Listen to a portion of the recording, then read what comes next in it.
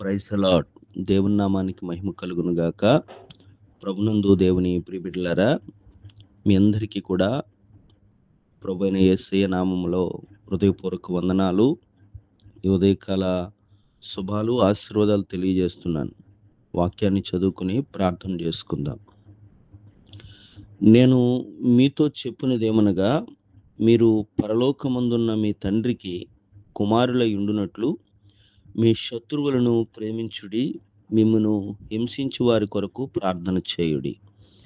మత్తయి సువార్త 5వ అధ్యాయం 44వ వచనంలో ఈ విలువైన మాట మనం ఆలోచన చేసి ధ్యానం చేసుకుంటే, ప్రభువారు కొండ మీద ప్రసంగం చేస్తూ ఆ ప్రసంగంలో ఈ 5వ అధ్యాయంలో ఈ విలువైన మాట చెప్తున్నారు. ఆయన తండ్రి కుమారులుగా మనం భూమి మీద దేవుని ప్రియమైన పిల్లలుగా ఈ భూమి మీద, లేకపోతే ఆయన విశ్వాసులుగా మనము ఆయనకి ఇష్టలుగా, నమ్మకస్తులుగా ఉండాలి అంటే గనక శత్రువును సహితము సహించే, లేదా శత్రువును ప్రేమించే మనస్సు కలిగిన వారుగా మనం ఉండాలి. మనల్ని బాధించే వారిని సైతం క్షమించేవారుగా, వారి కొరకు, వారి రక్షణ కొరకు ప్రార్థన చేసేవారుగా ఉండాలి. ప్రభువు చెప్పిన ప్రతి మాట కూడా ఆయన 33.5 జీవిత చరిత్రలో చేసి చూపించారు. ఆయన్ను సిలువేస్తూ ఆయన్ని రాత్రి నుంచి ఉదయం 9 గంటల వరకు కూడా అనేక చోట్లకు తిప్పుచూ, ఈడ్చుకెళ్తూ, కొరడాలతో కొడుతూ, ఆ దేహము చీలిపోయి రక్తపు ముద్దగా, మాంసపు ముద్దగా మారేంత వరకు కూడా హింసిస్తున్నప్పుడు ఆయన వారి నిమిత్తము పరమ తండ్రికి చెప్పే మాట ఏమిటంటే గనక, తండ్రి వీరేమి చేయుచున్నారో వీరెరుగరు గనక వీరిని క్షమించుము అంటున్నాడు.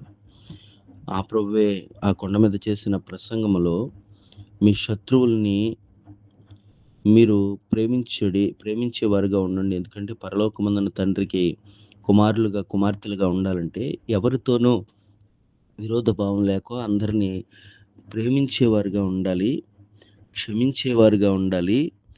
మూడవదిగా వారి నిమిత్తము ప్రార్థన చేసేవారుగా ఉండాలి. శత్రువు నిమిత్తము ప్రార్థన చేయటం ఏమిటి అంటే గనక, సమస్త జనులతో సమాధానంగా ఉండాలి.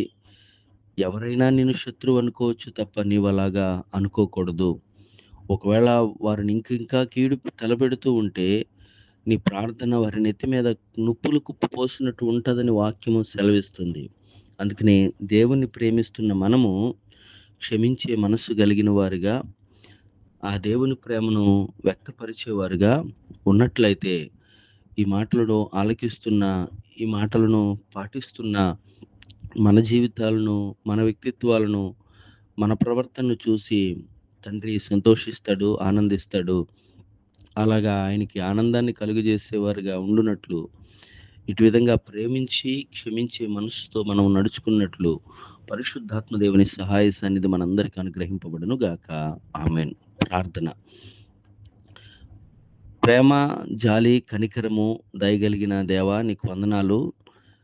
గడిచిన దినాలన్నీ కృప చూపి రాత్రంతా సుఖనిద్రనిచ్చి ఆయుష్ను పొడిగించి ఉదయకాల వేళలో నీ విలువైన మాటలతో, ప్రార్థనతో మా దినచర్య ప్రారంభించే కృపనిచ్చినందుకు నీకు స్తోత్రాలు.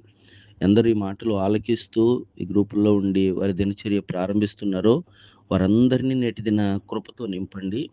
ఆయా దేశాల్లో ఉన్న బిడ్డలందరినీ కూడా దీవించండి. బలహీనులైన వారిని బలపరచండి. నేటి దినము పుట్టినరోజు, పెళ్లి రోజు జరుపుకుంటున్న వారికి నూతన సంవత్సర దయాకిరీటాలు ధరింపచేయండి.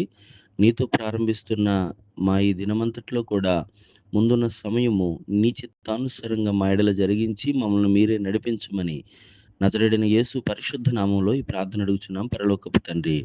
ఆమేన్. ఆమేన్.